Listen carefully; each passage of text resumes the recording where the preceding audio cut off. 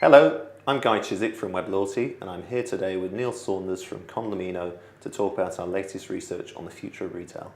So Neil, the other thing that came out was customer loyalty and how it's harder than ever to get people back to your store.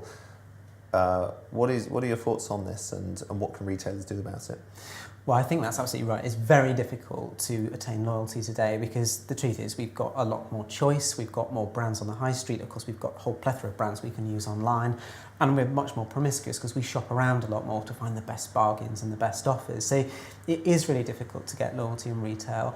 What do retailers have to do? Well, I think it's about making sure the proposition is very targeted. You've got to know your customers, you know what they like in terms of product, in terms of service, all the aspects of the proposition, and then you've got to try and deliver that through for them on a consistent basis. And if you do that, loyalty is not guaranteed, but you've got a much better chance of keeping hold of your customers and ensuring they don't defect elsewhere.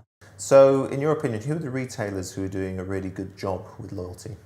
Well, I think if you look at a player like Aldi, which has seen fantastic growth, what they're doing right is they've got a very clear proposition. It's about low price primarily. They're delivering that for the consumer. They're very, very competitive. And they're adding extra bits as well. So they know their consumers sometimes like to trade up. They know that actually they want to have quality food as well as low prices. So they've made sure in their marketing communications and in their products that they are delivering that quality as well as low price. It's a very simple message for consumers. And actually they've seen great growth because of it, and they have gained customers rather than losing customers.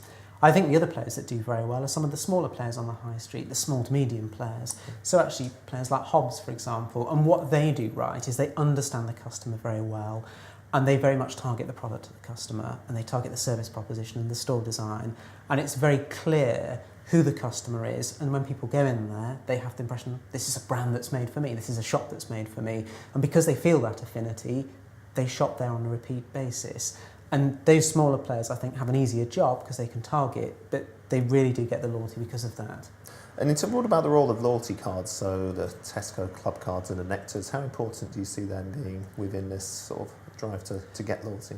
I think they're important to retailers because retailers get data from them, and that's the primary reason why retailers use them. From the consumer point of view, though, I think they are useful and they can be a differentiating factor, but you've got to make them deliver. So if you use them to give consumers targeted offers, things that are meaningful and relevant to them, that's great, they will appreciate that.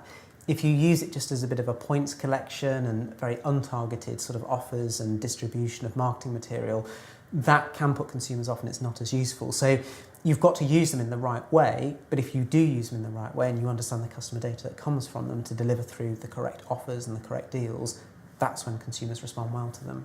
Okay, so it's all about personalisation and doing what's right for your customer. That is the predominant theme, I think, of the next 5 years. It is about using data intelligently to personalise what you're doing so that actually it has meaning to the individual consumer, and that's what wins. The days when you could just sort of do mass market, blanket marketing are not as effective as they once were. That's great. Thank you for your time.